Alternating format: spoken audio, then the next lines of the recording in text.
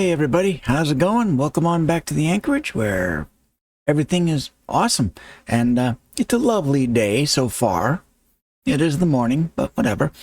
Yeah, I just had a video come out and yeah, I was going to give it some time to gain some views, and it didn't have a whole lot the first night and it's really kind of nothing so far this morning, but in any sense. I originally wanted to do this as a switch to Linux supporter contribution. However, I do have permission to use the border graphic asset from them. However, hasn't gotten it to me yet. I have my own doctored version, which you saw in a previous video, and I use that to show Tom, hey, look what I did. And he's like, hey, would you like it? You can have the asset if you want to use it. And I'm like, sure, great.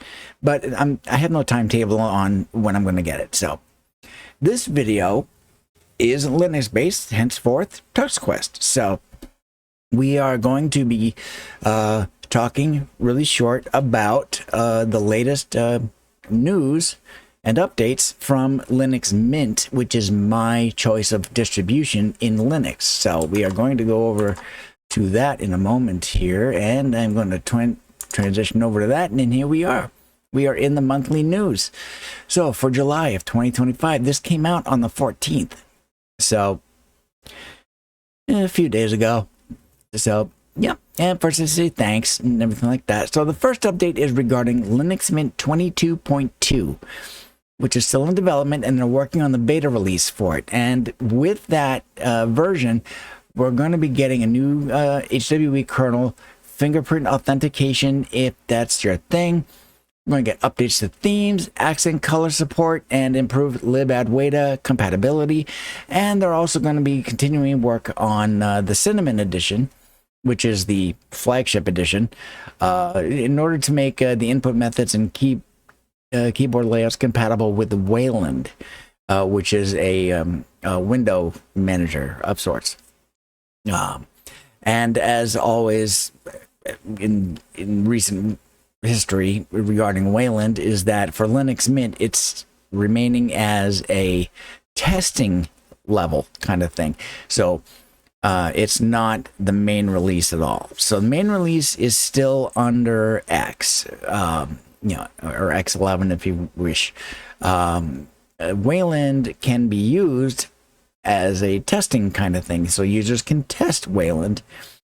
And let's see, so everything's being finalized, and they're going to hopefully get the beta out by the end of July or the beginning of August, thereabouts. Stuff like that. In the world of LMDE 7, Linux Mint Debian Edition 7. Now, I use Debian Edition of Linux Mint, and it's currently on version 6. And, the next version, 7, is going to be code named Gigi or Gigi or Jiggy or whatever. I don't think it would be the Jiggy one, because I think that's kind of silly. But in either sense, getting jiggy with it, whatever. But it's going to be Gigi, and it'll come with the same improvements that 22.2 is getting, but it's going to be on top of Debian 13 instead of the package base of Ubuntu or Ubuntu 2404, which is what 22.2 is getting. So the Debian edition is just straight Debian. So there we go. And another key improvement between 7 and 6 is that it will support OEM installations. I think that's going to be really good, because I think I might want to give that a try. Like I mentioned, as I actually use Debian Edition, stuff like that. My Windows box, which is what's recording this right now, it's Windows 10, and support disappears October 14th, namely security updates and stuff like that.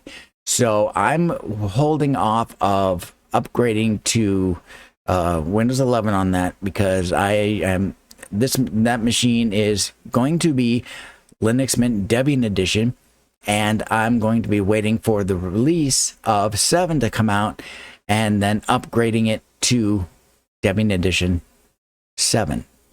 So that's what I'm going to be doing there. Will I still use Windows?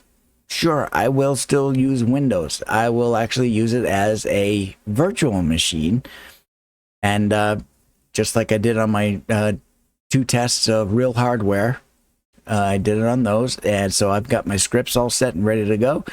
And I can have my little machine there.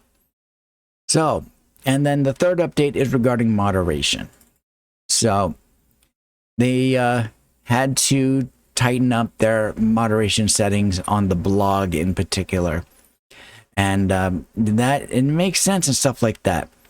So everyone's welcome here, and it means absolutely everyone, no exceptions.